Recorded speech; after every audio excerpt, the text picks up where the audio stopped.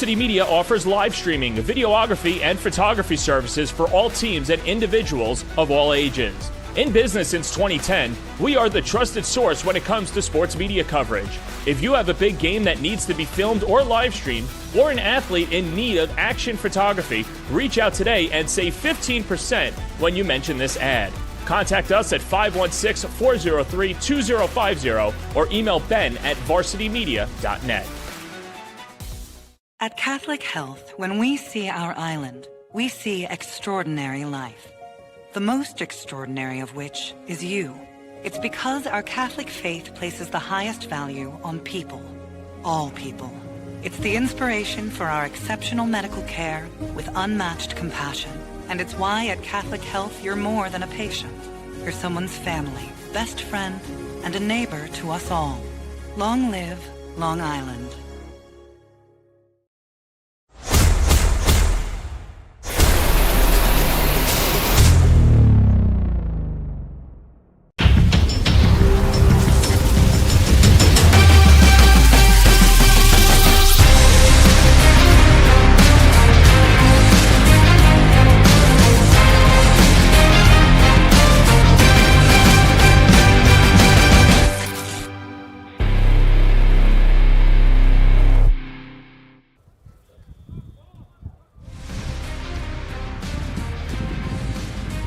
From Gold Star Stadium in Mineola, New York, the Varsity Media Sports Network presents this non-league showdown of perennial powerhouses in the sport of lacrosse as the Patriots from Ward Melville make their way from the Three Village area of Suffolk County to take on the host Flyers of Chaminade. Today's game is sponsored by Catholic Health, as well as the Long Island Metro Lacrosse Foundation. Good afternoon, everyone. It is a cold, raw, windy, wet day here in Mineola. A good day for you to stay home, get a cup of tea, watch this game. Dylan Butler, Mike Hungerford with you on the call. And Mike, it is a battle of two of the blue bloods in the sport on Long Island. Ward Melville, arguably the most historic team certainly in Suffolk County, when you count up the number of championships and everything that they've won. And, of course, Chaminade as well, one of the top teams in the country year in and year out. So it's a fun matchup between those two programs that are used to a lot of success. Sure, Ward Melville, unquestionably, by the number of championships they won in games, they won the top Class A school in the downstate region in Long Island lacrosse history. They've always been an A school. So, and even before there was a classification system, starting in 85, they were a dominant program, 86, a dominant program. And Chaminade, what else needs to be said? You know, truly year in and year out, one of the top programs, not only in the tri-state area, but in the United States for sure. Ward Melville, when we last saw them a year ago, 13-5, losing to Smithtown East 9-8 in the Suffolk A semifinals. You mentioned the history, 27 Suffolk titles, 18 Long Island championships, and 10 New York state titles. You talk about the greatness in the state. West Genesee's got 15, Garden City's got 8, Yorktown's got 7, so 10 is a pretty big number for Ward Melville to have. This is their curtain raiser of the season, and Jay Negus said, listen, you know, to be blunt here with you, it's going to be tough for us in this matchup. One, because they're missing their alpha in Nick Bruckner. He's out for the year.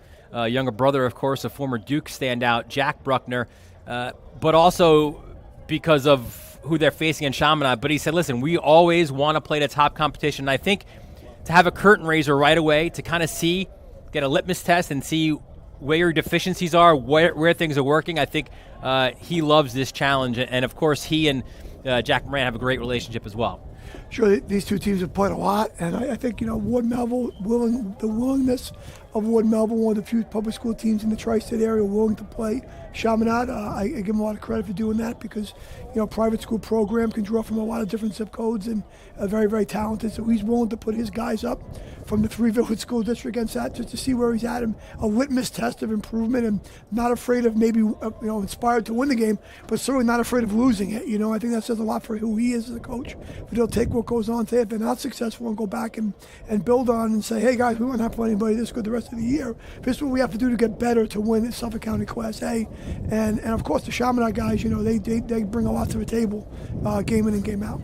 Let's take a look at the impact players, or the players to watch for the Patriots of Ward Melville, and it starts in attack with Nico Barbero. 18 goals and 9 assists a year ago. He's going to be the QB of this Ward Melville attack. He will head to Siena. And defensively, we're taking a look at Aiden McMinn, the junior, solid, tough kid, great stick as well. He's been on the varsity since the 9th grade. He's done a very good job for Ward Melville. Sure. People say, there was a time when people said, oh, you going to Binghamton? Binghamton, if you've seen Binghamton play of late, they're very, very good. And took some very good teams right to task, won a lot of games, and that's a good pickup for the Binghamton Bearcats for sure.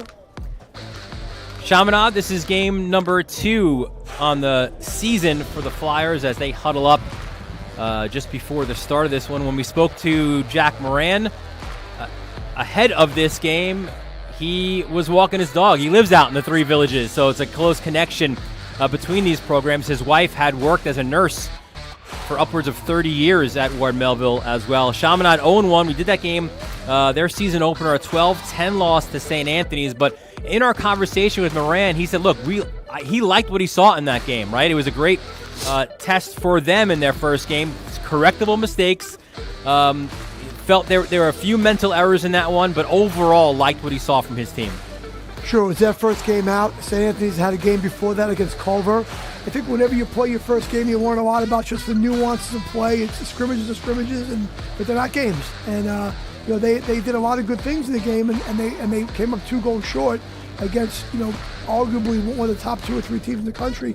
They're probably right in the conversation. And I think with some continued improvement, they get the St. Anthony's guys later in the year. Let's take a look at the Flyers players to watch, and it's the same guys as we detailed before the St. Anthony's game. Gavin Creel wearing that special number 19. Jimmy Regan's former number here at Chaminade, and Ben Fox as well defensively, the junior heading for North Carolina. Creo held to 1 goal against St. Anthony's. Aiden Lau on their first midfield line had a really big game for the Flyers in that one. The Flyers are ranked number 9 in the country by USA Lacrosse magazine. Let's take a look at the starters now. First for the visitors from Ward Melville, and they start an attack line of Barbero, Aiden Velico, and Trevor Murray. Your first midfield line, AJ Folkman, Andrew Belli, their really good quarterback of their football team, as well as junior Brody Morgan. Your defense, you've got the wagon, Michael Stellwagen joining Aiden McMinn and Brandon Bunky as well. And in the cage for Ward Melville, listen, they've got an incredible history of terrific goalies at Ward Melville. One of theirs right now, Colin Krieg, one of the best in the nation collegiately for North Carolina. Well, Charlie Giachetti, the next one up here for Ward Melville, the senior going to St. John Fisher. It's his first year as the starting goalie for head coach Jay Negus. In his 10th season, a 1995 graduate of Ward Melville. His assistant coaches are Chris Muscarella and Chris Murphy. And now the starters for Chaminade in an unchanged lineup. And why would you change it? A solid opening season performance. It's Creo, Landolfi, and Riley on attack. Your first midfield is Correa, Flaherty, and Lau. Your close D, you see it there, Benny Fox, Ben Cacavo, and Brendan O'Brien. And in the cage for Chaminade, a really good one as well, is P.J. Verdi, the senior. He'll go to Johns Hopkins. Had a really solid performance there. You see Verdi, good size on him. He is the guy this year after splitting duty a year ago. And it's head coach Jack Moran in his 44th season at the helm, a 1970 graduate of Division High School, a record of 594 and 150 for Jack Moran. An incredible career for Coach Moran. Jack Moran is, to me, a legend. Many people, a legend, a Long Island legend in the game, one of the greatest coaches in scholastic lacrosse history. And I got to tell you, he's seen Chaminade go from always a competitive program in the 80s into the 90s to being one of the top programs in the country. And it's not just consistency; he's continuing to raise the level of their roster and their ability to play. And I'm just marvel at that for him doing it for so long. And only a few wins away from 600 is rare. Yeah, for sure. Yeah, let's take a look at the keys to victory for both teams today. And for Ward Melville, you see at the bottom, they want to play fast and play with pace. They want to limit those transition opportunities for Chaminade. And Jay Niga said, we've got to win the ground ball war. We've got to play poised when pressured and play for each other. And for Chaminade, Moran says you can't give them a lot of extra man opportunities, and you got to adjust to their defense. We're going to see a lot of switching and changing from that Ward Melville defense, and as such, don't overthink things as well. Face-off X we go, and who's doing that for both teams, we'll show you right now. It's number 3. You see him, Quinn Ball and Michael Katevsky for Ward Melville. Katevsky, one of 2. It'll be a 2-headed monster there from the Face-off X today. Katevsky will go to Boston University. He'll be joined by Madden Murphy as well, the junior, who will go to Princeton. So Ball wins the opening face-off, and we are underway. And you can see on our screen there the rain just pouring down here at Gold Star Stadium. As if I kind of knew we were about to start, and here it came, right? I think we're going to see it on and off all throughout the game, and I think it will affect some of the quality of play or the ability. Guys have to get used to their sticks a little bit. And you can things see like right that, there. right? Yep, absolutely. There's Ryan Landolfi. He'll work it to X. Brendan Riley. And again, right, a little bit of slipperiness with the ball and sticks. It's going to be that kind of an afternoon, it would appear, as it's Creo now. Creo got the switch. He got the shorty. Yeah, he got the shorty with him. Tried to go behind the net. Great job intercepting that pass by Giachetti. Giachetti, you're near a goalie. It's cold. It's wet. It's one of those situations, right? You want to get involved in the game early in some way you can. Get the interception right there. Leads the clear right there. They get the ball cleared. Got to keep moving in this kind of conditions, right? Those gray sweatpants are going to get a little damp and heavy. And it's good to keep active. All right, so the first opportunity for Ward Melville to go on attack. You see quarterback in there a little bit was Veliko, the senior bound for Connecticut College. He's got the short stick matchup. Tries to turn inside, switches hands, low shot, and that is wide of the mark, but Ward Melville maintains possession. I think if you're Ward Melville, and I'm not trying to second guess anything that Coach Nigas is going to do here today, but traditionally the Chaminade long sticks are excellent, and maybe try to work your short stick matchups a little bit, especially without having Bruckner available. Something they're going to have to get used to, right? Yeah, Bruckner, unfortunately for Ward Melville, out for the season. He would have been the guy for them this year. Had 17 goals, 7 assists. That first shot to Verdi was saved. And now Chaminade, they're so dangerous in transition. Good step under right there, and Verdi matched him. Went, stick on stick. Got the good high save, punched through, and got the rebound clean, and was able to clear it right away. Yeah, shot by Steven Rosano for Ward Melville. First save of the game goes to Verdi. And another terrific stick by Giachetti, intercepting a pass in front. And now here comes Ward Melville with an opportunity. And they nearly lose it, and they got a flag down. And a flag is down, yeah. It'll be offside against Ward Melville. See John Tuttle right there, the official, calling the offside. They were riding pretty hard there, and I think he got number 22 Riley. I think it was hustling and just stepped over a little bit. Yeah, excuse me. It was against Chaminade, obviously. So first man up opportunity for either team. A 30-second one for Ward Melville.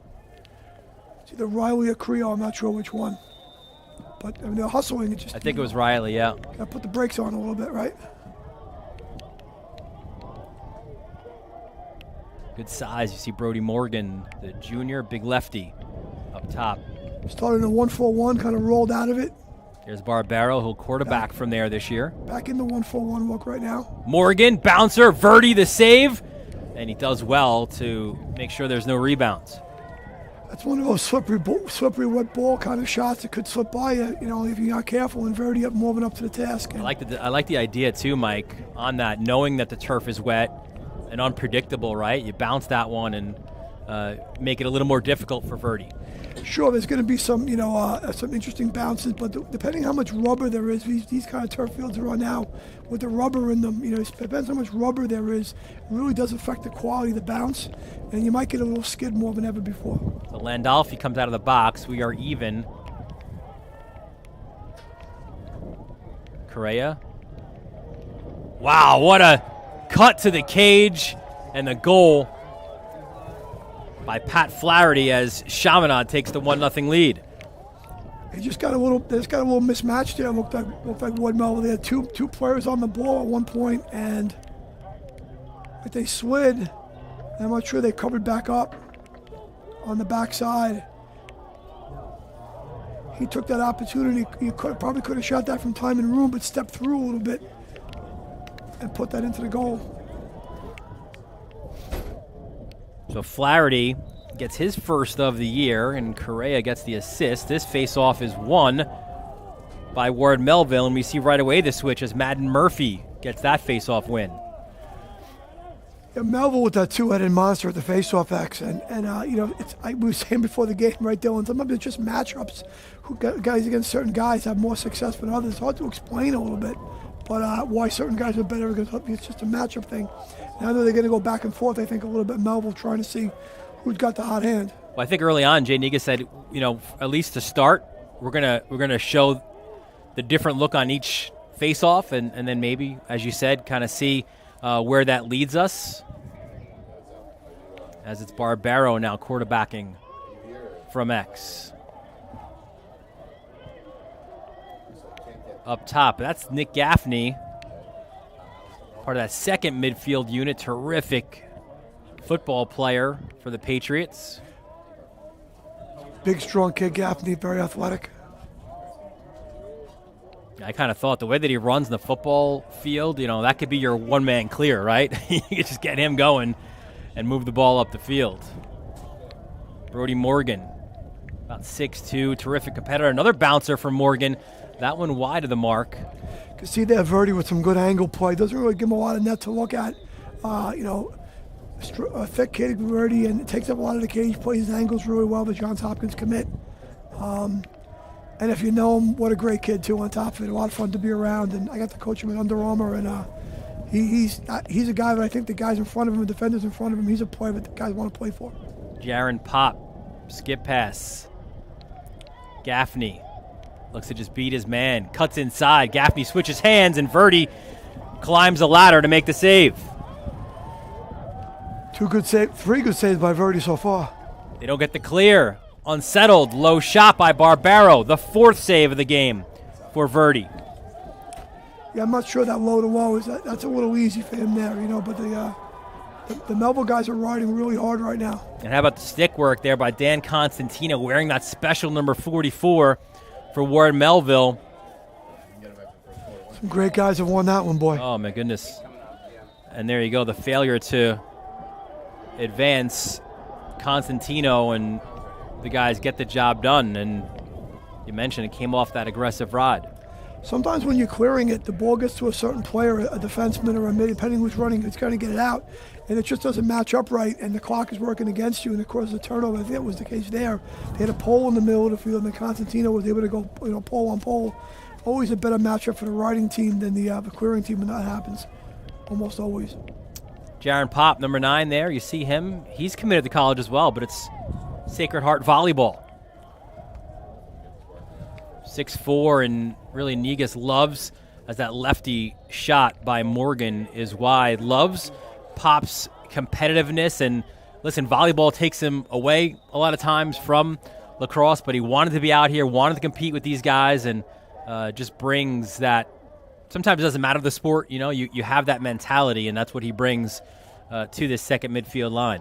Sure, it's part of your multi-sport athlete theory, right? Guys who do, play hard in other sports and compete, they just know how to compete. You play 15, 16 lacrosse games a year. If you play another sport, you play another 15, 16, you learn how to compete all the time. It's just what you do. Barbero brought the short stick out with him from behind the cage.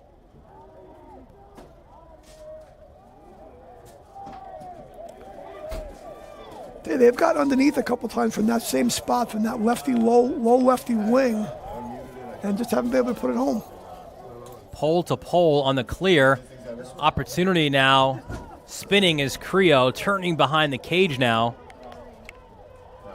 Harassed really well. Tried to find Landolfi in and out of his stick. Constantino, the battle for the loose ball. Good scrap right there. Off a helmet. Here we go. And it's picked up by Creo. Good pole work there by Michael Stellwagen. Niga says as when he arrives at practice, the boys will hoot and holler, the wagon's here. And he's another one of those free spirit guys. Just his personality brings a lot to this team. Big pickup right there by Chaminade, because the Melville guys have played a lot of offense so far. Chaminade's got one goal and 2 possessions maybe at most. So this will be get everybody a touch, move it a little bit, get a little warm, move it around, find a good matchup. Connor Cutton, 15, you saw him there. One of the young bucks on this team, just a sophomore, but there's a lot of guys interested and excited about him. They move it around, low to high, Landolfi! 2-0 for Chaminade.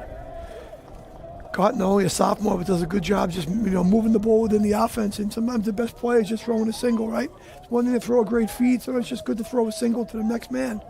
Coming off that down pick. Yeah, Creo with the pass, the extra. It's that easy single. And he's able to rip that near corner, that low to high. Somehow that's something the lefties can do. The righties can't seem to be able to do on the other side as well. Get that short corner. Yeah, Landolfi going to Navy as Ball wins this face-off. A hockey guy as well. Great family, the Landolfis. One of the leaders of this team. Well, 2 years ago was on the attack. Last year, because of Balsamo and the like, moved back to midfield, and now he's back on the attack line. It's always a discussion of how many lefties can you play attack with, and the balance of the game, because most of the game is filled by right-handed players. Most of the world is right-handed, right? So greater percentage. Playing with 2 lefties can be sometimes complicated with some of your actions. Nice extra again. Landolfi this time passes it up. See how skilled the Chaminade guys are with like the small ball, like little passing singles to each other. You're receiving the ball ready to do something with it. Loaded position right there. Right there. What a save. Tremendous early save as Lau was robbed. That's a great one. Fun to watch. That was his first one of the game. They had him on Adam spinning though. Blocked in front. Constantino gets the GB and he's off to the races. Still has it, just waiting for his personnel. And a lot of times when those poles have the ball and they move up and they've got space, their eyes get wide, right? But smart move there by Constantino to pull it back out to allow his attackman then to get going. We saw one of those guys last night for Huntington High School, right? Yeah. Aiden Carello. He can do it all. Well, even in this game the other day, it was Cole Ashheim a few times was looking for that pole goal. As Barbero works off the pick. Back up top, Belli. Switches hands. He's got the shorty matchup. Another guy we're not going to see it today. Let's go. Owen Murphy from Chaminade. He's injured, correct? I believe he's out for the year. Yeah, you've got a few injuries, especially at that long stick midi, as Barbero's shot went right into Verdi's stick. His 5th save. And the Flyers in transition, Correa. Takes a slide. shoulder. Yeah, really good slide. Terrific defensive effort. That was Brian Knapp. Unfortunate. Excuse me, the other way. He was 24 for Ward Melville. Good slide. A little unfortunate right there. They called a hold as they kind of took him down a little bit off the track. That was the wagon, Stellwagen with the takeaway. But as you mentioned, Chaminade maintains possession here as we are approaching the final minute of this first quarter. Low scoring 1-2 is the lead for Chaminade.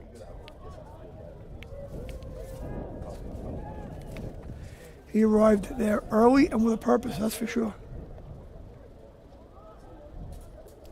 Creo cuts inside of Belli. That shot wide.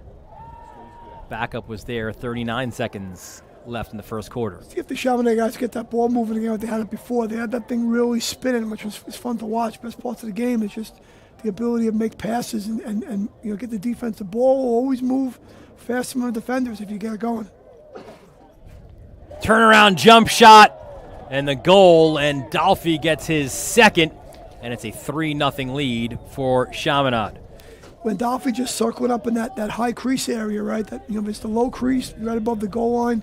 And he kind of not very open in the low crease very much, but he sort of finds that high crease right at about the 15, 16 yard line, right in there, maybe a little higher, almost a 20, and then in between space where you get open a lot and turns and buries that low and away. The assist goes to Luke Moran, number 6. A senior who had 3 goals and 4 assists a year ago. And this face-off is won by Ward Melville. Can they get maybe something here to end the quarter? That shot was wide by Morgan.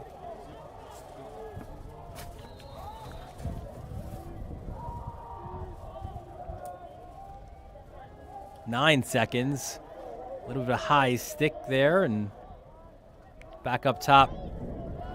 It's Brody Morgan, lost it, and that will actually end up that'll do it. They don't get a shot off when Morgan lost control of the ball as the first quarter comes to an end. It's cold and wet and rainy, but Ryan Landolfi is red hot. 2 goals for Lando, and he's got Chaminade out to a 3-0 lead. You're watching this non-league showdown between Ward Melville and Chaminade, brought to you by Catholic Health right here on the Varsity Media Sports Network. You're watching the Varsity Media Sports Network, the home for New York high school sports. At Catholic Health, when we see our island, we see extraordinary life. The most extraordinary of which is you. It's because our Catholic faith places the highest value on people. All people. It's the inspiration for our exceptional medical care with unmatched compassion. And it's why at Catholic Health you're more than a patient. You're someone's family, best friend, and a neighbor to us all. Long live Long Island.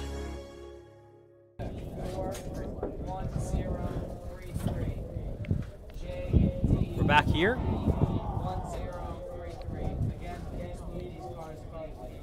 We're back at Gold Star Stadium. Dylan Butler, Mike Hungerford with you. 1 quarter in the books, and it is Chaminade with a 3-0 lead. Ryan Landolfi, 2 goals to lead the way for the Flyers. Good quarter for Phil Verdi in goal, right? A few saved by a couple really big ones. 5 saves in the first quarter. That's a 20 save game if it continues, right? But you had a couple one-on-ones and you got a couple easy ones too mixed in. But you see a guy underneath right here, is able to step to it, corral the rebound, make a good pass. So know your job, do your job, right? He's taking care of his for the Chaminade Flyers so far.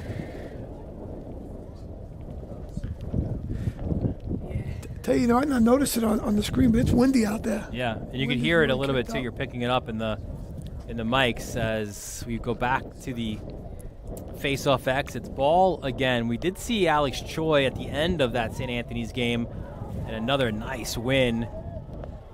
Going to cage, bouncer, and another terrific save by Verdi. The shot was put on by Madden Murphy off that clean win, and Verdi gets his 6th save of the first half.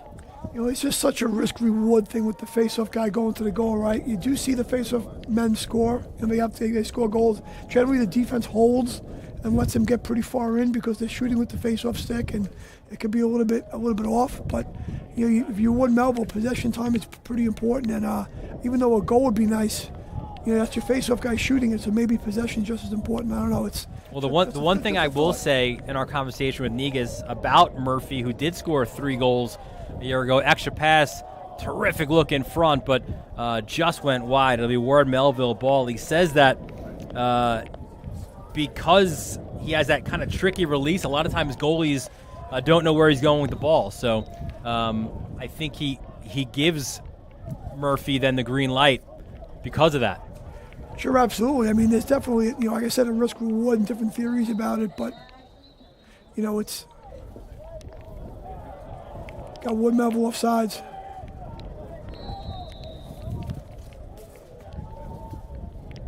If Chaminade can capitalize. Those are early season offsides, right? Like getting the reps, and it seems easy in practice, and because you're a little more relaxed, and in the scrimmage it's kind of okay. But now on the game day, you're tired, you're running up and down, you're cold and wet today, and the thought process changes a little bit. It's a little different than what we had last night out of Cold Spring Harbor, right? Beautiful, terrific night. A little bit chilly, but it was all right in that 1-goal win by Cold Spring Harbor over Huntington. Today the elements are playing a factor for sure. Low shot from that wraparound. Riley, the Amherst commit, had a pair of goals against the Friars in their season opener. I like Riley's game. He knows his role. He knows how to fit himself in. Very good off the ball. Another shot for him and another save as well by Giachetti. You see, Riley just finds that good off-ball spot right there. And one thing about the Melville, about the the Chaminade guys is they're skilled enough when they get that ball inside, they're going to put it on the goal. Fortunate for Ward Melville as it looked to be a failed clear. The ball, though, went out off a Chaminade guy, so the Patriots will have possession and really needing a goal here. And they get one on cue. Aiden Velico. I like what Velico brought right there. Sometimes when you hold the ball, you're subbing, you're changing, you get the ball in offense, and you give the defense a chance to dig in. It gets harder, and he takes his matchup right here. He's got the short stick. He leans in, kind of pushes him off, gets that elbow up, and is able to knock that ball home. That's a nice finish. And you can see some of the physicality as well. That's one thing that Negas praised Velico for, that ability to be that physical dodger as well, and a big lefty scorer as well. I think when you play at a school, interesting, great play right there by D'Agostino. Interesting. I thought maybe he would have had at least a hold or a push. How aggressive Ward Melville is defending, but maybe it leads to an opportunity, and backing it out there was Choi. Ball on the carpet. Good ground ball work by Chaminade. And the timeout as Wyckoff got the GB, and the Flyers call timeout. They've used a couple different guys in the face-off, Chaminade, but and so was Ward Melville. Ward Melville's kind of got the better of it so far at the X. Take a look at some of the upcoming games that we have for you on the Varsity Media Sports Network. Southside and Fort Washington. And then your Dalers taking on Dennis Spahn's Cold Spring Harbor Seahawks. That should be a fun one under the lights again out at Cold Spring Harbor. And then we're back here at Gold Star Stadium as Massapequa comes to town. The Chiefs ranked number 8 in the Varsity Media preseason poll. Garden City Syosset at the bottom of your screen. A new look St. John the Baptist squad against West Babylon. And then 2 more of the Blue Bloods going at it. Garden City, Cold Spring Harbor, April 8th at noon. All those games right here in the Varsity Media Sports Network. Massapequa with a big game today against Bayport Blue Point. Try to get a result there. And you had Paul Washington playing Northport today. That game was being played at LIU at 10 a.m. So see if we can get some results to the viewers out there. One result I do have so far, it's a 6-1 lead for West Islip at Connecticut. West Islip, formerly a Class A powerhouse in the county, moved to Class B, played in the Class B championship game last year, won by Comstock. It's funny, too, sort of how some of that balance of power changes in Suffolk County, right? For years it was West Islip, like you were saying, right? And then it was Ward Melville's title to win. And most recently it's kind of been Northport that's been that team, the elite team in Suffolk A. I feel like this year, as that one is thrown away a little bit, I feel like this year, at least at this point of the season, it's a little bit more wide open this year. I think it is. I mean, I don't know the Suffolk teams in and out as well as as a person works in Nassau, coached in Nassau, but I see both of them play, and I think it's pretty balanced. There's a lot of opportunity there. Though I do think Northport, the defending champ, has some considerable talent back, especially in the defensive end of the field. And Andrew Miller, the LSM, leading the way for sure. I think, the league, the Class A has changed a little bit now, but you have Smithtown West as a B, and you have West Islip as B schools now, so it's a little different competition. A little more opportunity for some teams like East Islip and Bayshore maybe to climb the ranks a little bit. Pop, spins, turns, side netting, and Verdi. Nice play by Verdi right there. Really good, right? Yep. And you knew, too, you'd have the pole in Ben Fox on the other side. If you want to play, it looks like we have a slash here coming up. Flag on the play. That'll be assessed after Chaminade plays through this possession here. Here's Bradley Wyckoff going to Monmouth, point guard on the basketball team, the championship basketball team for the Flyers this winter.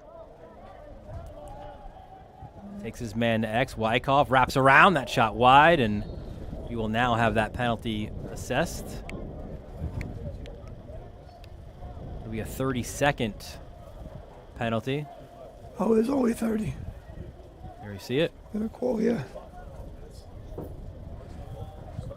Mr. Schroeder, the official. Illegal substitution or something like that. I'm a little, not actually. I missed that one. I'm not gonna try to tell you the wrong thing right there. I'm not sure why that was assessed, but great officiating crew here today, so they certainly get it right. So Chaminade's first opportunity on the man up. 32nd one for the Flyers. They don't need much time to get going, and you see those crisp, despite the weather, those crisp single passes that you were referencing earlier. They're working out of that 3-3. They'll just roll back into it and eventually trying to get that step where it is in between off the seal. Skip firing high and off the mark was Jude Lynch. Yeah, try to roll that man through, come out behind it, 3-3 to a 3-3, seal, and shoot off of that. Trio now at X. Like Jude Lynch was kind of a bit of a man-up specialist, right? Came in the game and now he's come back out. Scored a goal in their season-opening 12-10 loss. He's committed to Holy Cross.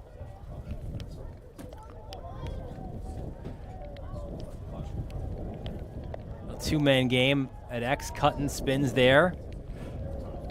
Cutting for a young player is very, very, very high IQ, smart, good eyes, makes good decisions with the ball. Creo feeds the crease, and the dunk in front as well as Aiden Lau buries it and extending the Chaminade lead to 4-1. Good look by Creo. Just dodging, kind of bouncing a little bit, getting his hands free. Good decision not to shoot it there and throw it forward. See that little step off right there? He just steps away just enough with two hands on his stick to get his hands free. Good fundamentals right there. Good action. Manipulating the defender, stepping away a little bit, throwing that feed in there. So Choi in there battling. Still open. And a ground ball picked up. That'll be a push from behind, so a flag is thrown. It'll be against Ward Melville. That was a good-looking ground ball picked up by Lou D'Agostino. D'Agostino, another young player for Chaminade, only a sophomore. I know his dad was some high school football player in Nassau County.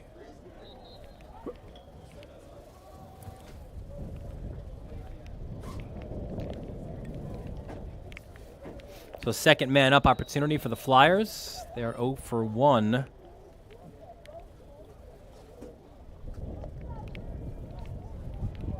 And there's Cutton up top. Back in the same set, just a 3-3. And you like the idea there by Cutton, but just didn't connect. Yeah, that one I think, as the season goes on, he won't really make that one because they got to get the defense manipulated and moving a little bit first before they try to throw that one in there. Now a flag against Chaminade. That's a good call. Yes, as Gaffney looks to clear. Ball hits the turf now, and we'll have this penalty against the Flyers. Be a 30-second push. Joe Rosen-Pollock, other official on the crew today. You've seen them all at some point by the box. There's been a few fouls assessed today. There you saw it. Good look by our camera guys. That's a pretty easy one right there. Yep. I think pushing the backs are like early season penalties to me. Like, one of those things kids do more of in the beginning of the year, and they're trying to figure things out. And as the year goes on, you see less and less of it, especially from the team, the good programs, the good teams. Velico has the goal for Ward Melville as they work the ball around. Good movement off ball for Ward Melville. Rolled from a 1-4-1 to a 1-3-2, back to the 1-4-1. Morgan up top, gets it back. Low shot blocked in front. Looks like Fox got that one and he's feeling it. Stays in there. Goalies always feel good when somebody else eats one for them. That was actually, I think, pretty good for Ward Melville. They're pretty shot from a lot of distance right there. I'm not sure that would have beaten the goalie and said they get it back. Zach Brittman. Good catch there by Pop. Maybe a better decision to not force something with Fox closing in on him. They work it to X now. Short stick matchup right there on the invert. That's Barbero.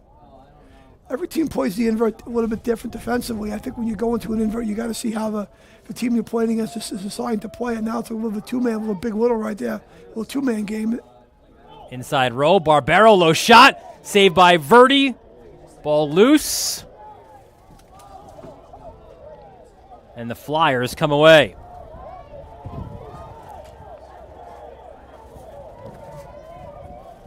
Unsettled. Chaminade. Creo with the goal. And it's a 5-1 lead for the Flyers. I like the action there by Creo right there. He faded a little bit. Didn't fade so far where he couldn't have room to shoot it. His defender had kind of stepped up a little bit on the break. And he faded to a spot where he could catch and hammer that ball home. And you like what you saw there from Matt Marchetta as well, the long stick midi, picking up the assist. Great stick, great feet, good speed as well from the junior. So you give him a helper on that one. Not an easy skills day. If you're watching this from home, and depending where you're located, what the weather is, where you're watching it from, it's not nice here. It is, it's cold and wet, and I'm very impressed by both teams, skill level, considering the conditions.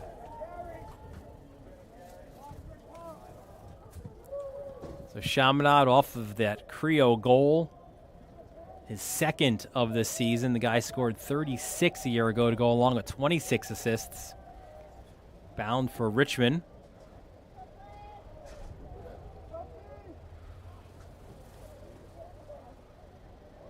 Little bull dodge, Correa, the feed in front, and the finish by Flaherty. Good physical dodge by Correa right there. kind of drew the defense in a little bit, and he found the cutter on the backside, and that's where most of the damage has been done for Chaminade today, right? That off-ball cutting and moving. Scored by senior, number 26, Patrick. They had a little two-man game behind a little Big Little, and they threw it back to Correa. From Riley to Correa to the cutter to the back of the net. Flaherty a year ago was more of that defensive midi, an opportunity now in that first midfield line. Had 3 goals a year ago, 2 already on the season. Face-off won there by Ward Melville. It's been a pretty even battle at the face-off X. Yeah, I think the Chaminade guys have scrapped a couple out. The draw, the clamps have been won more by Ward Melville, but they've scrapped a few Chaminade. And the difficulty when you play Chaminade is they're going to play a lot of guys. They're going to put a lot of people on the field, and when guys get on, they play with a tremendous amount of energy. That's one of the hallmarks of Chaminade play from Coach Moran, is playing really hard when it's your turn. And a lot of good athletes at the defensive midfield spots. Bouncer, Verdi, again the save. Verdi's been up to the task. 8 on the game. And he's unable to get that clear. The Flyers sideline wanted a push in the back by Murray, but they'll get the ball back here. It's one of those days where that was probably a little ill-advised going that fast for Melville with the conditions. And a timeout called by Chaminade. We mentioned before the Flyers, one of the top teams in the country, certainly as such, one of the top teams here in the Varsity Media preseason rankings, right behind their rivals from South Huntington. St. Anthony's 1, Chaminade 2, Manhasset and Garden City. Northport, this will change going forward, because we saw last night as well, Mount Sinai beating Garden City for the second straight year.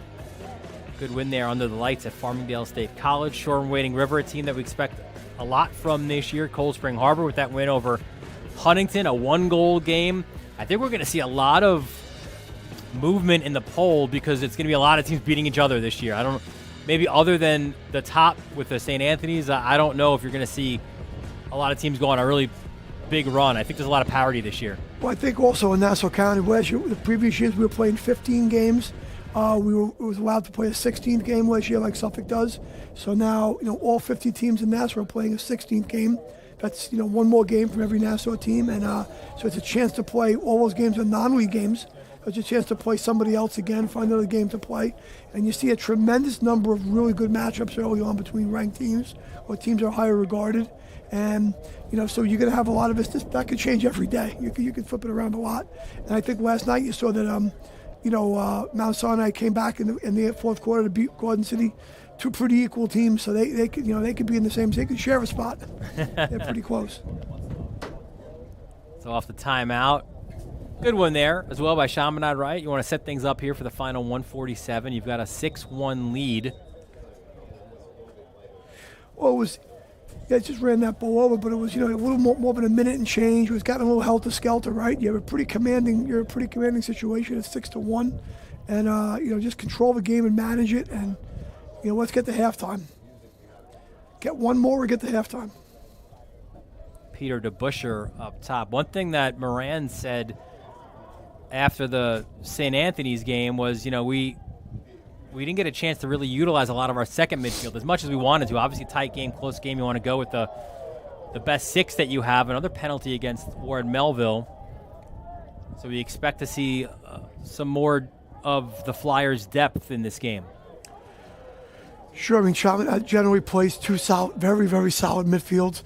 Even though their first midfield may be a little bit more talented than the second, it's one of those things that sometimes when you're in a game and it's close or you're behind, you don't want your first midfield staying next to you, right? You're looking like, who are we playing with right now? And midfielders 1A, B, and C, the 3 guys in your first midfield are staying next to you.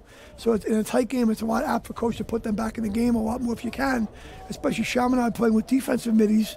Specific defensive middies, your first midfield gets off the field a lot, so they're able to rest and play a whole lot. So 1 minute slash against Ward Melville.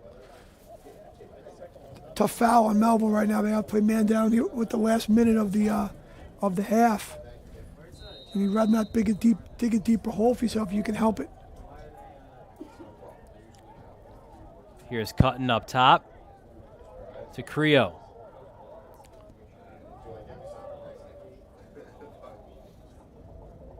Creo wide of the mark. 29 seconds left in the first half. A little step under and toe drag by Lau. Gets the ball to Creo. An easy single, right? But it wasn't so easy with that toe drag. And they're finding that man. Earlier it was Landolfi, right between lines of defense. That time it was shot wide by Lau. I like the fact they just changed formations there and plays, and they did it with a ball that bounced with really, pace to it, right? They just changed, switched. I think they're going to hold it here. 3 and 2. So this will mean you don't need to worry about the face-off X, which again has been pretty even. You'll have 15 more seconds of a man up at the start of the second half. But the Flyers, coming off that 2-goal loss to St. Anthony's, PJ Verdi bringing it today. The John Hopkins commit with 8 first-half saves, and his Flyers have a 6-1 lead at the break. You're watching this non-league showdown right here on the Varsity Media Sports Network. You're watching the Varsity Media Sports Network, the home for New York high school sports. At Catholic Health, when we see our island, we see extraordinary life. The most extraordinary of which is you. It's because our Catholic faith places the highest value on people. All people. It's the inspiration for our exceptional medical care with unmatched compassion. And it's why at Catholic Health you're more than a patient. You're someone's family, best friend, and a neighbor to us all. Long live Long Island.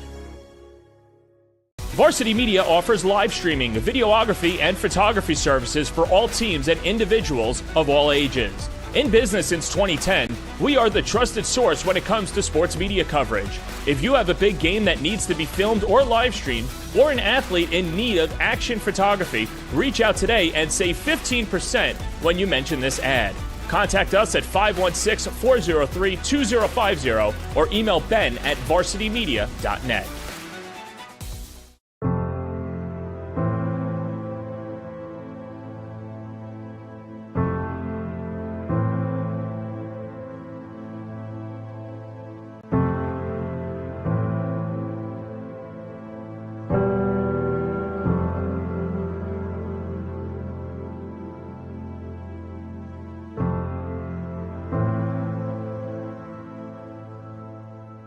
Hi, I'm Gene Sterator, CBS Rules Analyst and longtime sports official. For the adults watching this video, you grew up in a world where officials, umpires, and referees for youth sports took their place regularly and reliably ahead of game time. Today, unfortunately, it's getting harder and harder to fill those jobs. Videos showing abusive treatment of officials multiply on social media. And there have been consequences for the dreadful behavior of players, fans, and coaches. Massive shortages of officials now lead to games being canceled, and the positive effects of athletic competition are at critical risk for this generation and those to come.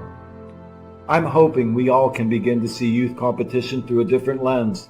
Today, mistreatment of officials has become normalized, and we are facing an abnormal future where no officials to hire means no games on the schedule. Any call, any decision, any human effect on wins and losses has become subject to not just withering criticism, but physical threats. There's a vicious cycle at work. Fans chase away officials, and there is a smaller pool to draw from, which makes it harder to get quality, well-trained people in position. The entire game suffers. Did you know, according to the National Federation of High Schools, 80% of new officials quit the game after just 2 seasons because of abusive behavior from the stands and sidelines? This sort of verbal abuse and threatening behavior takes a toll on all officials and makes them leave the game altogether. Did you know from 2018 to 2022, an estimated 50,000 high school referees, roughly 20%, have quit? Half of the remaining referee population is at least 50 years old, but young officials are rarely staying more than 3 years in the job.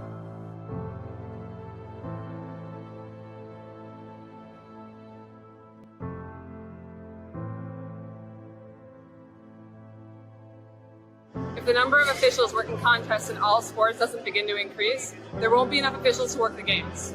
That means schedules will get cut, teams or even sports might get canceled. In many states, this is already happening. Remember that officials are invested in what they do. Many officials have regular, full-time jobs, and they're sacrificing time away from their families. Try to demonstrate empathy. Put yourself in their position. Think how you would feel about getting yelled at throughout your workday. Yelling and arguing with officials sends the wrong message to young players. According to Play by the Rules Sports Advocacy, it teaches them that it's not okay to make a mistake. They can blame others for their actions. They can disrespect authority figures. And it's okay to be rude and selfish. You know, officials enforce rules, keep competitions fair, and make player safety a priority, allowing youth sports to be a valuable arena for growth. If we can all just work together and be more empathetic to not just the officials, but everyone else in youth and high school sports, we can then preserve what many of us have embraced about athletics. And you and I know the benefits of sports, right? Let's spread that gratitude and be proud of what we can build and not blind to how it's being torn down. Calling officials cheaters or corrupt, it's not a game. Insulting referees, it's not a game. Threatening officials, it's not a game. Berating young umpires, learning the ropes, it's not a game. Violent language in the stands, it's not a game. Verbal abuse from the sideline, it's not a game. Screaming at a referee in the parking lot, it's not a game. So what happens now? Your response in the heat of the moment is the only thing you totally control, and we have an experiment for you to try. Simply stated, just cheer for your child or the team you're there to support. Move that desire to lash out to a different place and encourage without rage. Your child's sporting memory should be about how you helped inspire and not about how you caused embarrassment.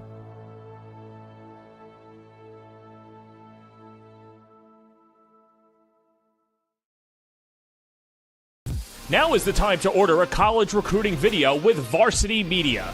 College recruiting videos can save thousands of dollars on college tuition and help land a spot on the team. Our videos include your best plays set to music with spot shadowing effects to help you stand out from the competition. Contact Varsity Media today and mention this ad to save 15%. Call 516-403-2050 or email jeff@varsitymedia.net. And we welcome you back. It's good to be under that tent here at Chaminade. That's where the scorebooks are, and the officials were kind of huddling before at halftime. You can see the rain. It is teeming down here at Gold Star Stadium. Dylan Butler and Mike Hungerford, our entire Varsity Media crew. Halftime, and it is Chaminade with a 6-1 lead over Ward Melville. Today's game is brought to you by the good folks at Catholic Health, as well as the Long Island Metro Lacrosse Foundation. Let's take a look at some of the first half stats, Mike, and pretty even across the board, of course, with the exception of that score on the bottom of your screen, Chaminade with a 6-1 lead. You see the shots are pretty even. A great first half in the cage for PJ Verdi. Faceoffs as well, pretty even, and neither team able to capitalize on their two-men-up opportunities. Yeah, I think one of the differences is just the quality of the shots. PJ Verdi's made a couple really good saves, but Ward Melville's, Chaminade's taking shots from a very high percentage area, 10 yards, 8 yards, or closer inside. They've gotten the inside quite a bit on the Ward Melville defense. So, as I kind of would, expect the Chaminade guys to be highly skilled. They play really well without the ball, so they're going to work for really high percentage shots. in terms of the scoring, it's Ryan Landolfi with a pair of goals and Pat Flaherty as well with 2 to lead the way for Chaminade. Face-off X here, getting ready to go. Oh, I'm sorry. Chaminade with the ball and man up. No face-off. My mistake. Landolfi tries to go low to high again, and that over the bar, and we will be even now, so. Great man down set by Ward Melville right there. Held Chaminade to really, a relatively low percentage shot. Giachetti with another save. Great save by Giachetti right there. Yeah, it's funny. Ward Melville, and I think it's similar to you guys at Farmingdale, it's just a culture, it feels like, of great goalies, right? I mean, it seems like one after the other. Last year was Zach Licavoli, who did a great job for the Patriots for a few years. And we mentioned before Colin Krieg, of course, currently at North Carolina, one of the top goalies in the collegiate game. Sure, it's one of those programs where, there's just kids who want to do it. They want to be good at it. They work at it really hard, and it just feeds onto itself, one after the other. Failed clear by Melville there, unfortunate. They need the ball to get back in the game a little bit. Good job defensively. I think that was Constantino affecting that shot. The ball, though, will stay with the Flyers. Good look at Cutton there.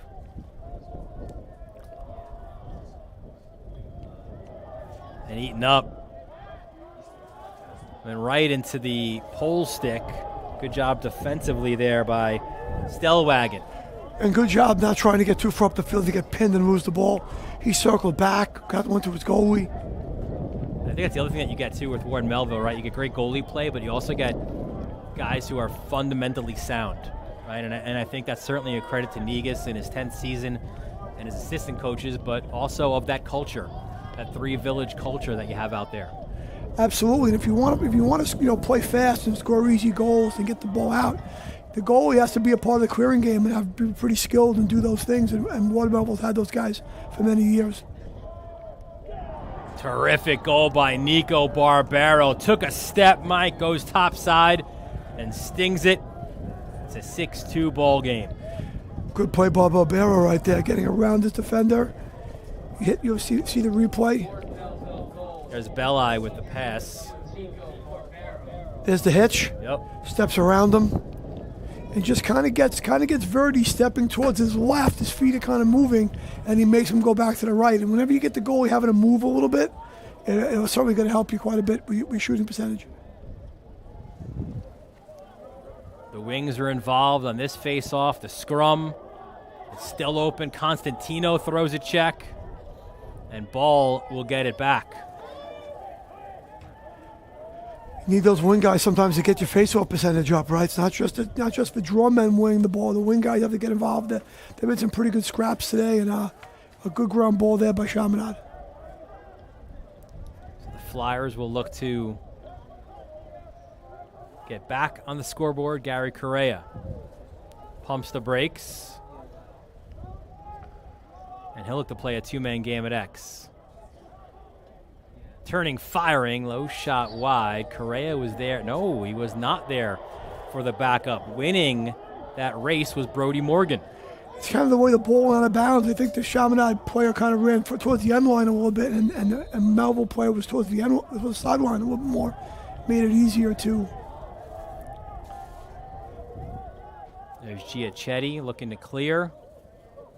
Great job by the Chaminade guys. You don't really notice it unless you really see it. Is they have that midi, that midi between the 20 and 30 and 40 yard lines, kind of milling around in there. Ward Melville, and that's the guy they want to throw it to and run it out. And the Chaminade guys do a tremendous job of taking that away. And then he kind of leaked over and got open, but it wasn't a clean opening, and they misfired on the pass, and now he turns it over. So, Chaminade High School, I know George ran pretty well. Riding is pretty important there. You want to play. Get on the field at any position, you have to ride. And we said that last night, too, with Dennis Bond, right? Like, that's a staple of Cold Spring Harbor. The same is true here at Chaminade. Creo. Back up top. There's Lynch high, and his brother, I think, is on the field right now, right, for Notre Dame against the University of Virginia. A few different Chaminade alums, right? A bunch of Kavanaugh guys running around there for Notre Dame. Jump shot, another save by Giachetti. I think that's kind of a bit of a staple move there from, I think that was Creo, right? That climb the hash, kind of a play with a bit of one of his staple moves that just has to get a little bit higher. Good save though. And Ward Melville got the timeout, and a good one by Negus, because you saw the pressure coming from behind. I think it was Lynch coming in hard. Yeah, it's 8 minutes to go in this third quarter, and you have 2 timeouts at half, so it's tough to use one so early. But I think right there, it's 6-2. You're about to end up trying to get a possession. You don't want to lose at the middle of the field. You're subbing, people running on and off. That turnover could get you to a goal, so don't want to do it there. Let's take a look at the upcoming schedule for Ward Melville, and it's more of the same. You're into your league play with that one school now, Half Hollow Hills program. Then it's Sachem East as well. Connor Farrell, right, coaching his alma mater there at Sachem East. Garden City, another one, right, for Ward Melville. That's what you love about these teams. You want to challenge yourself against the best, and then they go to Bayshore there on the 4th. That Garden City Ward Melville game, we saw that last year at Garden City, where Garden City won that one, and the return trip now out to the Three Village portion of Suffolk County. Well, in Suffolk County, they play 16 regular season games, and they're allowed 2 non-league games each. So your Ward Melville High School and your 2 non-league games are Chaminade and Garden City. Yeah. So it's I give Coach Negus a lot of credit. Maybe you want to look at his league schedule and say, well, he's got a few wins maybe built in there. He's ahead of some programs, but you know what? He wants to be ready for the end, right? And the way to get ready for the end is to play good people in the beginning and the middle. And I give him a lot of credit for that, because, even though they're a rich program, there's no guarantee you're going to win those games, right? And you have to manage your team and the expectations if you don't win them. Yeah, you don't care about being undefeated in the month of March when the weather is like this. It's all about getting ready for June, and that's always been the case for Ward Melville. Sure, right now nationally, if you went on and looked at the sites that have records of different teams. Verdi, a kick save. Rebound wide. That shot was by A.J. Folkman. Good chase right there. He got out quick there, Verdi, and got the first couple steps of bowling out fast. See, there's the example, right? Like there's that low midi. He's able to run it out really easily for Chaminade, and I think Melville was trying to get back at their defensive personnel on the field correctly. And the Chaminade guys did a good job of taking that away in the Melville clear. Good clear by Jack Tully, running back on the Chaminade football team. Now they'll work the ball around. Correa up top. He's got the short stick matchup. The double comes. Here's Landolfi, works off the pick. Good job defensively. I think that was McMinn to pick his pocket. And the ground ball then picked up by Belli. We go the other way. Constantino. Look out from behind. Good pass. Step down shot. Verdi, another save. Flags fly. And offside, it appears to be the call. Great look for Melville running the slow break right there. The pole brings it down, throws it across, and we get a great step down. But he put that ball pretty close to Verdi's feet, and he was up to the task. Game's turned a little bit. It kind of reminds me of last night a little bit. Last night's game, it felt like Cold Spring Harbor dominated the first half, kind of like Chaminade did a little bit. And now it seems like they've cooled a little bit, and the opponent, Ward Melville here in Huntington last night, kind of turned up the heat a little bit and got back in the game. We'll see if that continues right now. Yeah, that one started out 5-0 in favor of Cold Spring Harbor, and then Huntington took a late lead before Hayden Calabretta scored the winner with just over 30 seconds left in that rivalry showdown. Third man up opportunity for Ward Melville. They're 0 for 2. Skip pass off the mark and actually got bailed out by hitting one of the officials. We're even. Hey, the official was standing exactly where he was supposed to be in the 3-man game. He just happened to hit him. Ben Fox. Good pressure there, and the ball taken away by Kakavo. Good looking pass, and now Chaminade will get into their attack. And you're right, it feels like that next goal is a big one, right? If it's 7-2 Chaminade late in the third quarter, you feel pretty comfortable if you're a Flyers fan that you can win the game. And if it's Ward Melville who gets it, now all of a sudden it's a 6-3 ball game. And the way that the teams have battled at the faceoff X, and Giachetti has made some key saves, maybe some momentum goes to the boys in green. Yeah, they've balanced things out a little bit. I've had some good looks the last couple possessions. Last possession was a turnover, but previous to that, right before that man up, they had a great look. Correa to Creo, wearing that number 19 this year. Tries the inside dodge. The help comes. Correa, extra pass, lefty shot, and a goal. Brendan Riley gets it. And it's 7-2 for Chaminade. Just look at the skill by Chaminade right there, right? Like Creo gets the double team comes. So there he is against the short stick. The slide comes. He's able to escape his switch hands, throw the easy single, and they throw it almost to the back pipe a little off the back pipe to Riley. And a great fit, right handle and finish. It's not many high school teams you're going to find that can do that, string those passes together for a goal like that. It's pretty impressive work. And for Gary Correa, his third assist on this game. First procedure violation against Chaminade on the faceoff. Chaminade using, looks like Choi right there was on that one and kind of went a little early. It's got to be hard when you're those faceoff guys. You're on the sideline there, and you get pretty cold, I think, right now in this time of the year, and pretty wet. And you got to go in there and sit still. It's pretty tough. Yeah, both of the guys staying warm, trying to warm up behind this Chaminade bench right now. And I think if you're both faceoff guys, both teams, you don't want to jump, you don't want to go early. You really want to give your wing guys a chance to scrap. You make it a 50-50 ball. Don't lose the possession. Gaffney and Verdi again with the save. Gaffney couldn't get all the way underneath, but he was able to get a shot, and Verdi once again standing tall. 11 saves on the day, unsettled, and a goal for Chaminade. So you have the save on the one end, and Brendan Riley gets his second in a row. Really opens things up now for the Flyers. I'm a real fan of Riley's game. I think he just plays really smart and fits himself in right there. He's able to put that ball from his outside hand lefty, kind of like wristed around the goalie and put it to the far pipe, it looked like, from here. And a nice solid play.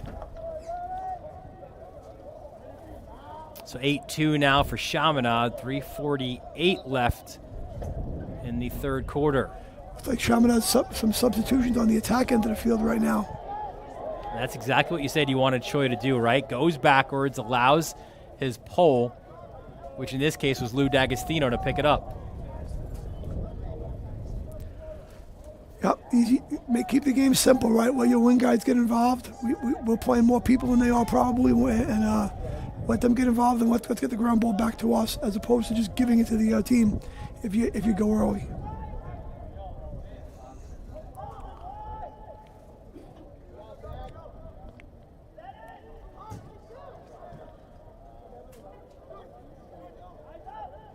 And as you said, some different personnel now on the field. That was Aiden O'Sullivan, 12, who handed off.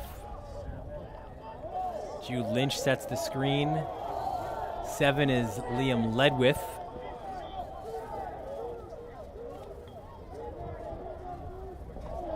And Giachetti, another robbery of that cross-crease pass.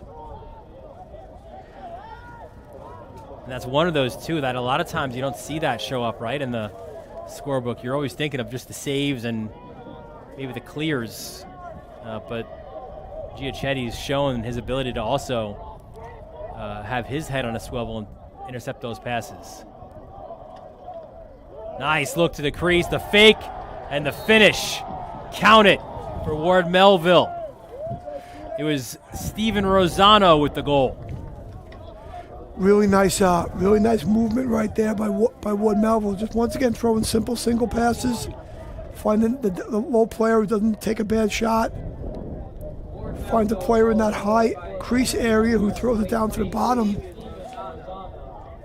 to Rosano. Yeah, Thomas Murphy with the pass. And a 1-minute slash against Chaminade.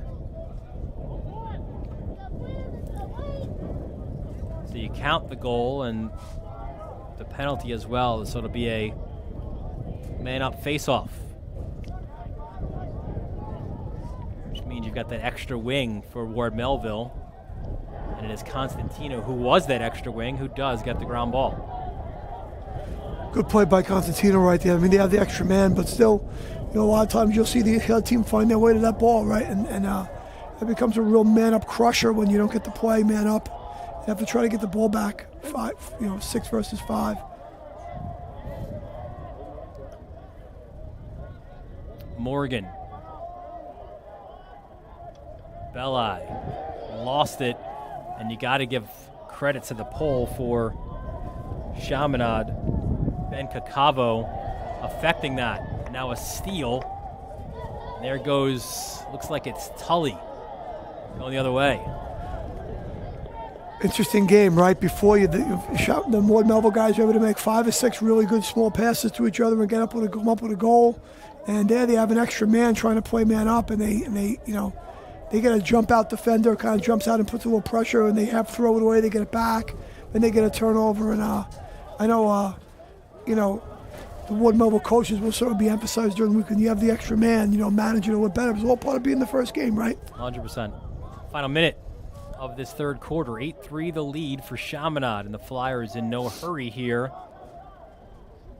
They look to move this ball around, eat up some clock, and maybe dunk one more in before the end of this third quarter.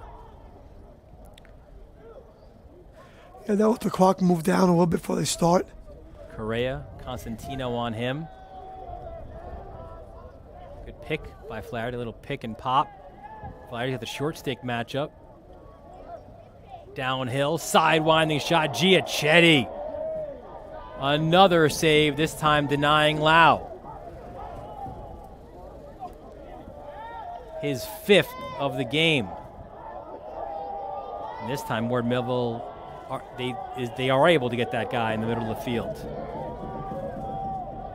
It was Folkman, but a final shot isn't able to get towards the cage. So 8-3, the lead for Chaminade, and the Flyers, they're getting out, they're running, and they are scoring, as a good one there by Brendan Riley. He's got a couple of goals, and the Flyers have an 8-3 lead after 3. You're watching this non-league showdown right here on the Varsity Media Sports Network. You're watching the Varsity Media Sports Network, the home for New York high school sports. At Catholic Health, when we see our island, we see extraordinary life. The most extraordinary of which is you. It's because our Catholic faith places the highest value on people, all people. It's the inspiration for our exceptional medical care with unmatched compassion. And it's why at Catholic Health you're more than a patient. You're someone's family, best friend, and a neighbor to us all. Long live Long Island.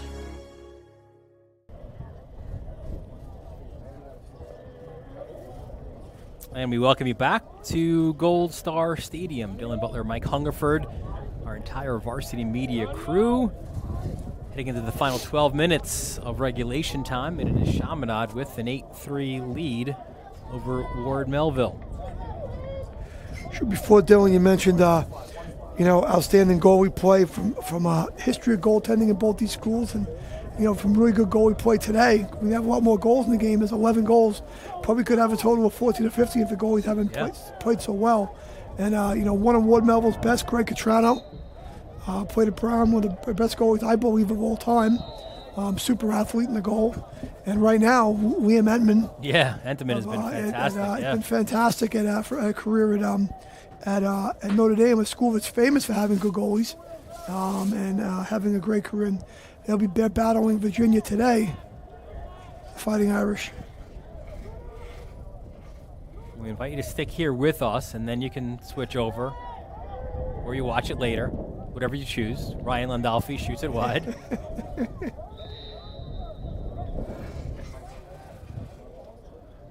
Chaminade looking to bounce back off that 2-goal loss to St. Anthony's here at Gold Star Stadium. Game 1 of 3 between those two rivals, and again, as we said at the Open, Jack Moran liked what he saw from his team. You know, a couple of mental miscues, which, listen, if they don't happen in Game 1, you know, you'd rather them happen then than in Game 12 or 13. Good ball movement for the Flyers, but correctable mistakes, he called them, and low shot wide of the mark. That was Riley with the attempt. Got him spinning a little bit right there. Those good small passes, a lot of snappy ball movement, right? You see the ball, and there's no, even in this poor weather in the wind today, there's no fluttering on the ball, right? The ball's thrown from player to player on a rope.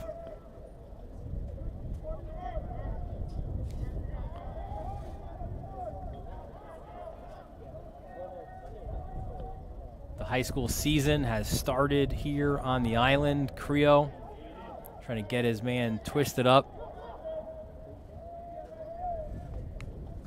It has not started, though, for the Dailers. I got to imagine, Mike, all these games that we're doing, you got to be just fired up to get going finally, right? All you guys have been doing so far is scrimmaging and practicing. That'll be all right. You got a lot to work on, so it is exciting, though. You want to get out there and you want to play, and I think, we do have some stretches. We have a lot of games in a short period of time. Good set play right there. Oof. Off the official. Thing that said he's right up. He's good. Thumbs up. How many times you see an official get hit? We've had 2 officials hit with the ball today. On both sides. This one was on a shot. The other was a pass. That's a personal first right now. I've seen a lot of lacrosse, too. Shot by Creo. Off the mark. John Schroeder right there seems no worse for wear, though. He jumps right back up. As you mentioned before, excellent officiating crew here in Mineola this afternoon. Great possession by Chaminade, though. Just working the ball. Skip past Correa. Shot blocked, Constantino. I've really liked what I've seen, and again, it's a special number, so when you see somebody wearing 44 who's a long pole, you know that they're legit, and Constantino's been that guy. LIU commit.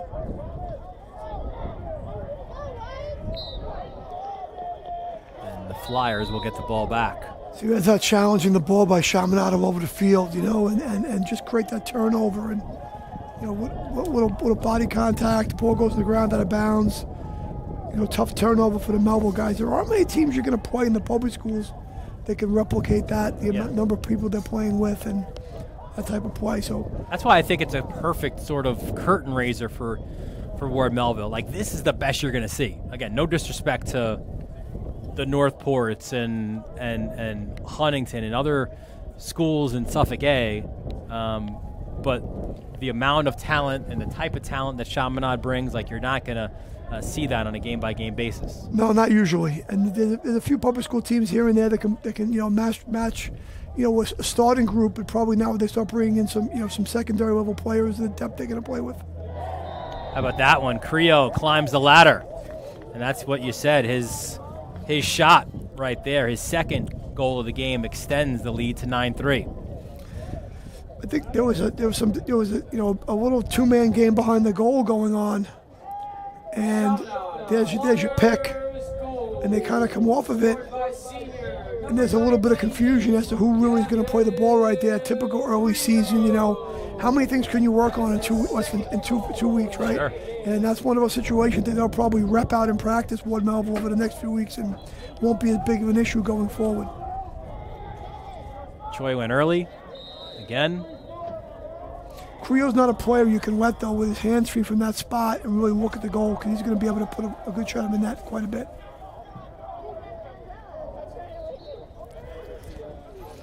Good. Folkman on the shot attempt. Cool little action right there. Folkman had his hands free, and so we got to put that one on the goal. We might have been able to finish that one. There's Trevor Murray, the University of Mary Washington commit. And I think if you're Ward Melville, you want to possess this ball a little bit, get a good shot. But Verdi, certainly if you're kind of thinking in the hockey world of like 3 stars, right? He's got to be one of them this afternoon for Chaminade, certainly. Nice play right there, keeping the ball in Chaminade's hands, throwing it backwards a little bit.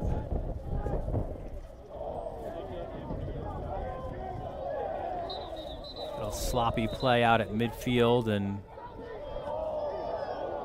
timeout was called by Ward Melville. We showed you the Ward Melville upcoming schedule before. Let's show you what the Flyers have coming up after this.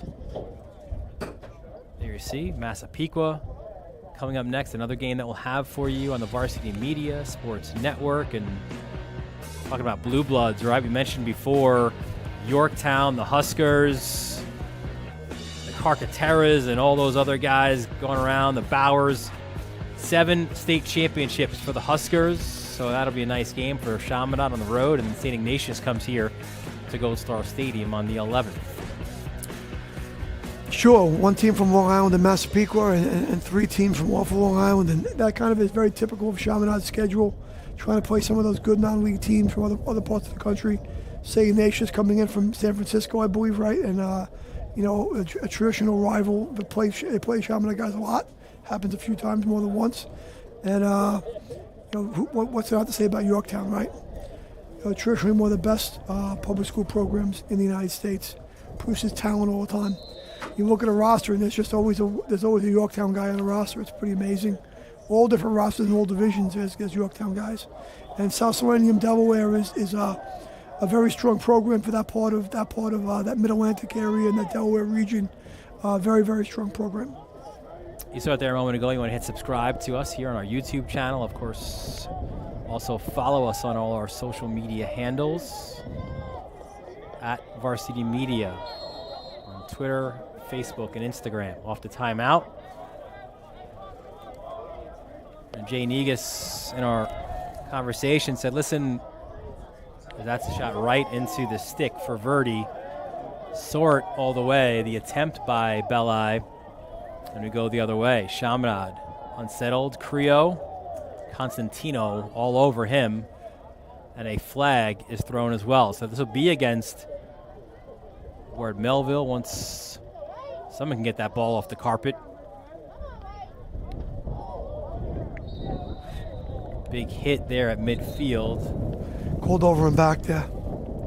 Stop the play. Yeah, Charles O'Connor was trying to get the ground ball, and there'll be a penalty on Ward Melville and a man up for Chaminade in the over and back. Even though Chaminade had the ball, the over and back stopped the play. 32nd man up. It'll be the 4th for Chaminade. Neither team able to capitalize on the extra man this game. But in our conversation with Niga, said, listen, he likes that this group that he has, they play well together. The ball movement's excellent, good team speed as well. And guys are still trying to define their roles. He said that the Mount Sinai scrimmage was a good litmus test. But also, listen, we're a work in progress. We're going to take our lumps, he said, early on in the season. But he's just hoping that they can hit their stride and realize their potential when the playoffs come around.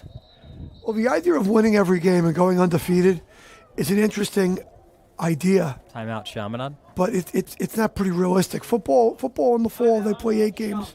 So the goal of winning all of them, if you're a talented program, it's feasible. And right now on Long Island, there really are non-league games. So you kind of tie into your schedule based on your conference you play in. So it's going undefeated in the fall, even though it's very, very hard, is different than what we have here in the spring and when you have in other sports, and especially here with the kind of non-league games people are playing. If you want to bring your game to life, well, the Varsity Media Sportscast is the way to go. We've got announcers, multiple cameras, instant replay, and graphics.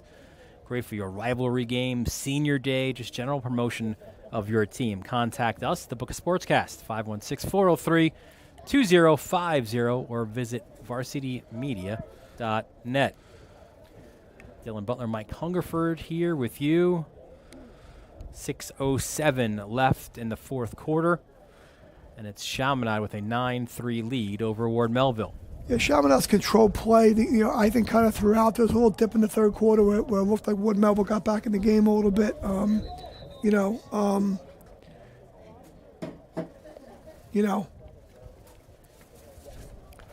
But I think really Ward Melville, is battled. Just a play here and a play there makes the difference. And the Chaminade guys are very skilled. Also, in our conversation with Negus, when he spoke about Chaminade, he said, I am so impressed with some of their individual skill work. He says they look like a college team, like an ACC team out there playing high school lacrosse. And obviously they're well coached. Losing Bruckner certainly doesn't help. But listen, you want to play the best to be the best, and we never back away from tough competition. Chaminade has a great program, and he said we're going to know right away where we are and what we need to do. Absolutely, it's all about you learn from yourself when you play good people. You learn about what you're good at and what you're not good at, what you can improve at. Cutton pumps the brakes, switches hands.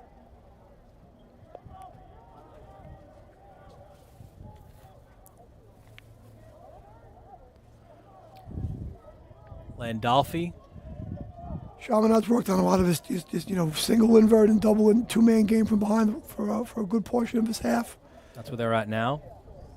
Just kind of working the stuff, working at different things in your offense. And it's one thing to do them in practice. After a few weeks, the defense knows what's coming and how to defend it. And, you can have a scout group, but it won't be the same as doing it against a live opponent. Here comes Cutton now.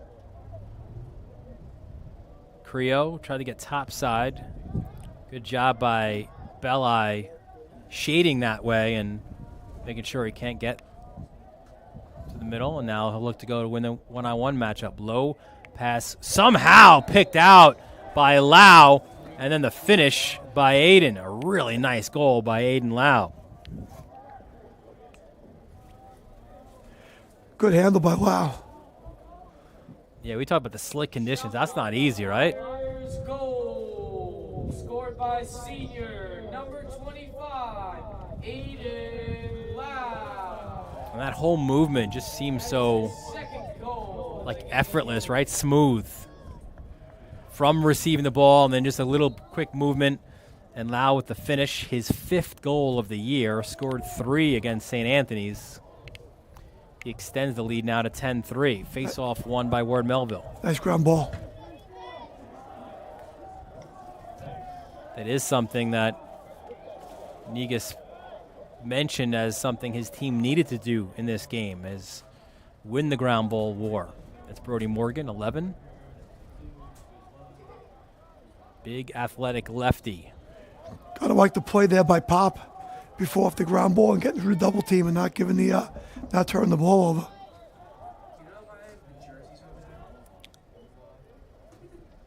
Murray.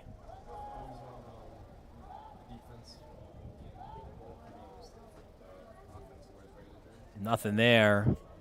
Good defensive work by Chaminade. It was 31, Charles O'Connor, the short stick D-midi. Again, some different personnel on for the Flyers.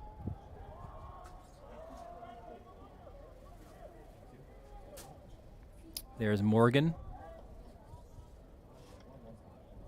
Overhand shot wide of the mark. Tough angle for Morgan, but he tried to go low and away with it.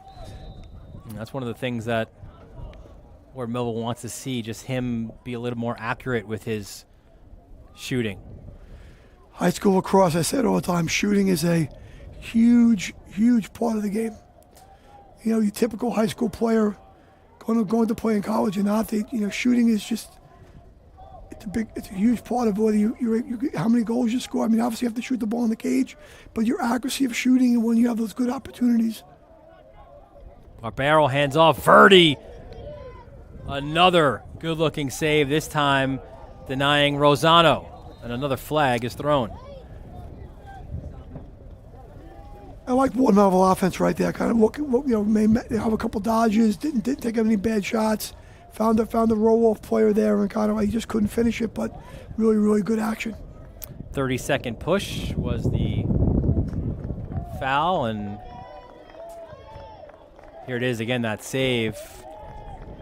Verdi quick with his stick, his 13th save of the game. 5th man-up opportunity for Chaminade in this game. Neither team able to capitalize. It's like a second group of man-up guys here right now for Chaminade. Get an opportunity to play.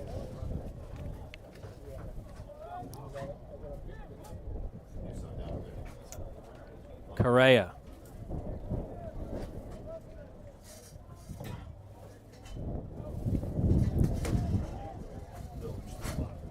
Up top. Flaherty.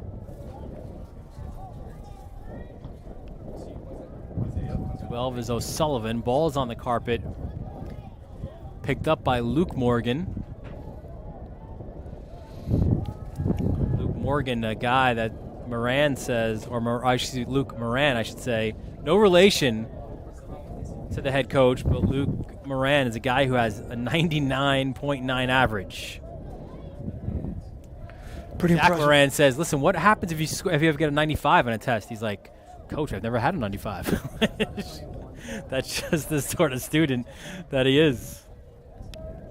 Jack joked, I hate you, Luke. wasn't the same student in his days at Division, but that's the other part of it, right? Here at Chaminade. Ball on the turf, picked up. Good ground ball. Good decision, too, to go back to the goalie there by Stellwagen. He's made some good decisions. I really like the goalie play from today from Ward Melville was excellent. Made a lot of good saves, and it's his first start, right? Yeah. And acquitted himself real well for the first time playing against a very formidable opponent, and made some really good saves, some good decisions with the outlet passing, a couple of rebounds, got some ground balls, good stuff. A year ago, only 18 saves, backing up Zach Licavoli and Giacetti, bound for St. John Fisher. Ben Thayer is his backup, and he'll go to Oneonta. St. John Fisher, a ranked Division III team, Rochester area. Yeah. Playing in, I believe, the Empire 8, and one of the better teams in the Empire 8 right now. Which also, by the way, was the site of one of the greatest state finals ever, where Ward Melville had an incredible comeback. Let's see another flag. This will be a 30-second hold where they scored like 4 goals in the final minute, I think it was, and then they win in overtime to capture the state championship. I was against a local team, I believe, right? One of the local teams, and it was a great game. Oh. And all of those state championships, that shot wide by Morgan, and again, they've won 10 of them. I think that was in 2018 was that title game up at St. John Fisher. Step down, and there it is for Morgan. That was on target for sure. Good step down by Morgan. You can see the one before he hooked that one a little wide. His mechanics were just okay on that one, but on the first one he hooked wide. The mechanics were just okay. And in the one he scored on, though, great step down, great footwork, putting that ball over the hands of the court. Good looking shot right there, textbook. So his first of the young season, 10-4 is the score. Face-off 1. And this is another thing, too, right? We saw a great one in Anthony Annunziata last night for Huntington, who won all 17 of his face-offs. But Jay Negus likes his two-man punch here at the face-off facts. And how about that? Belli! To the Melville guys' credit, just keep playing, right? It's the first game of the year. You got a long way to go, and a lot's going to happen over the next 13 weeks or so. And Constantino handles the ball well there.